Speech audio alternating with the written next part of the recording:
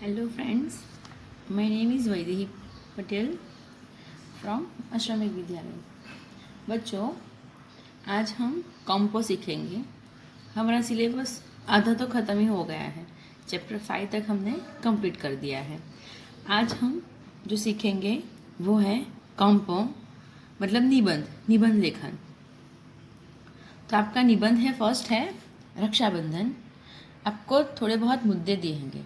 देखो यहाँ पे पॉइंट्स है। परिचय, रक्षाबंधन के बारे में प्रचलित मान्यताएं लिखनी है। उसके बाद त्योहार का वर्णन, वर्तमान रूप और उसका महत्व।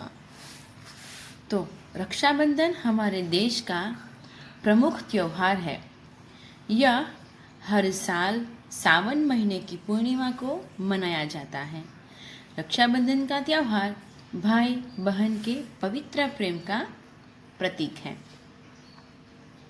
इस त्योहार के बारे में कई पौराणिक कथाएं प्रचलित हैं।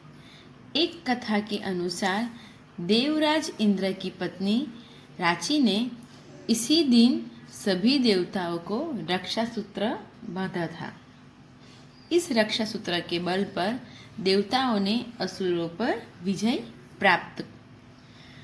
विजय पाई थी। असुरों यानी राक्षसों। एक अन्य कथा के अनुसार श्रावणी पूर्णिमा के दिन ऋषि मुनि अपनी साधना की पूर्णाहुति करते थे। इस अवसर पर वे राजाओं की कलाई में राखी बांधकर उन्हें आशीर्वाद देते थे। रक्षाबंधन के बारे में एक और कथा प्रचलित है। इसी दिन भगवान विष्णु ने राजा बलि का घमंड चूर चूर कर दिया था। इसलिए गुजरात में रक्षाबंधन के पर्व को बलेव कहते हैं, यानी बड़ेव। આપણે ગુજરાતીમાં કહીએ છીએ ને બડેવ, બરાબર છે। रक्षाबंधन के अवसर पर भाई बहन का स्नेह निखर उठता है।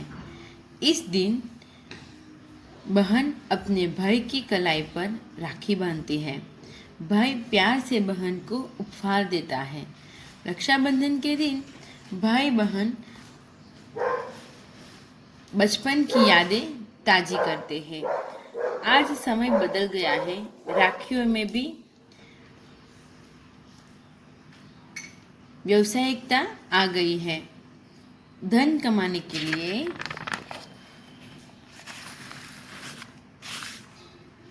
एक से बढ़कर एक कीमती राखियां बनाई जाती हैं। वास्तव में रक्षाबंधन पारिवारिक एवं सामाजिक एकता का एक सुंदर एवं पवित्र पर्व है। मित्रों, ये रहा रक्षाबंधन का। अब सेकेंड है पुस्तकें हमारी मित्र। फ्रेंड्स तो बहुत होते हैं, लेकिन सबसे पहला फ्रेंड्स कौन है हमारा? बुक्स। तो आज इसके बारे में हम जानेंगे। थोड़े बहुत पॉइंट्स है। स्टार्टिंग कैसे करना है, मित्र का महत्व, मित्र की तरह कार्य करना, पुस्तकों से प्रेम करके लाभ, पुस्तकों से जीवन परिवर्तन और अंत। जीवन में मित्र का बहुत महत्व है। मित्र यानी फ्रेंड्स। मित्र सुख दुख में हमारा साथ देता है। वह हमेशा हमारा भला करता है। पुस्तकें मित्र की तरह ही काम करती हैं। वे हमें ज्ञान देती है। वे हमें भले बुरे का अंतर बताती है। वे हमें धीरज देती है और हिम्मत बढ़ाती है। वे हमारी जिज्ञासा को शांत करती है। पुस्तकों से प्रेम करने वाला कभी अकेलापन अनुभव नहीं करता। जब भी हम लोग अकेले होते हैं, अगर जिसको रीडिंग का बहुत शौक होता है, उसको कभी अकेलापन महसूस हो ही नहीं सकता। क्यों? क्योंकि जब भी अकेले होते हो तो क्या होता है, उसके पास उसकी बुक्स होती है ना। तो रीड करना बहुत अच्छा होता है। ये हैबिट होनी चाहिए। कोई भी एक पेज हर रोज़ का रीड करना चाहिए, या फिर न्यूज़पेपर का हो या कोई अदर बुक्स का हो। पुस्तकों से प्रेम करने वाला कभी अकेलापन अनुभव नहीं करता। अच्छी पुस्तकें हमारी गुरु बन जाती हैं। गुरु यानी टीचर्स। हमें पुस्तकें मुसीबतों से निकलने का रास्ता बताती हैं। वे साबुन की तरह हमारे मन को साफ करती है। जिस तरह से हम नहाते हैं तो हमारे शरीर के ऊपर जो मैल है वो साबुन से निकल जाता है, उसी तरह जो बुक है वो एक साबुन की तरह है। हमारे मन में जो मैल होता है वो एक बुक जो है वो साबुन की तरह काम करती है और मन का जो मैल है वो निकाल देती है। पुस्तकों ने कई लोगों के जीवन को बदल दिया है। पुस्तकों के प्रभाव से अपराधियों ने अपराध करने छोड़ दिए हैं। पुस्तकों के कारण लोगों की बुरी आदतें छूट गई है। पुस्तकें पढ़कर कहर दुश्मन सच्चे दोस्त बन गए हैं। इस तरह पुस्तकें हमारे सच्ची मित्र हैं। हमें पुस्तकों से प्रेम करना चाहिए। आगे मित्रों, कहानी लेखन है। दो हम लोगों ने क्या देख लिए? निबंध, कॉम्पो। आज हम कहानी, स्टोरीज देखेंगे। तो ये है इसके टॉपिक्स। एक बूढ़ा किसान, 3 आलसी लड़के। किसान का लड़कों को बुलाना। अपने खेत में एक खजाना गड़ा हुआ है। किसान की मृत्यु। लड़कों का सारा खेत खोद डालना। खजाना न मिलना। वर्षा, बीज बोना, अच्छी फसल। लड़कों को हर साल खजाना मिलना सीख। तो इसका जो ऊपर का मेन हेडिंग है वो है परिश्रम का फल। एक गांव था, उसमें हरिराम नाम का एक बूढ़ा किसान रहता था। इसके 3 लड़के थे। कितने लड़के थे? 3। वे बड़े आलसी थे। कैसे थे? कैसे थे? आलसी। कैसे थे बच्चे? आलसी। और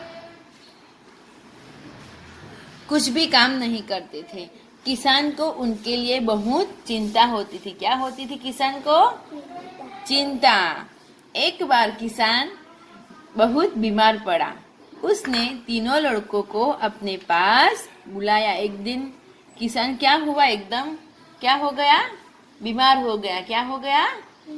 हाँ, बीमार हो गया। तो उन लोगों ने तीनों लड़कों को उसके पास बुलाया। उसने लड़कों से कहा, हमारे खेत में एक खजाना गड़ा हुआ है। क्या गड़ा हुआ है? एक खजाना। मेरी मौत के बाद तुम खेत खोदकर उसे निकाल लेना। थोड़े ही दिनों में किसान की मृत्यु हो गई। क्या हो गई? किसान की मृत्यु हो गई। तीनों लड़कों ने लालच में आकर सारा खेत खोद डाला, लेकिन उनमें से कुछ भी न मिला। कुछ दिनों के बाद वर्षा हुई। क्या हुई? वर्षा। तीनों लड़कों ने खेत में बुआई की। उन वर्ष खूब अच्छी फसल हुई। क्या हुई? अच्छी फसल। अब तीनों लड़कों प्रतिवर्ष मिलकर खेती करने लगे। हर साल उन्हें फसल के रूप में खजाना मिलने लगा। किसान के कितने बच्चे थे? 3। अब वे अपने पिता की बात समझ गए। तो मोरल ऑफ द स्टोरी यानी सीख क्या होती है? परिश्रम सबसे बड़ा खजाना है। हमें जीवन में हमेशा परिश्रम, मेहनत करनी चाहिए।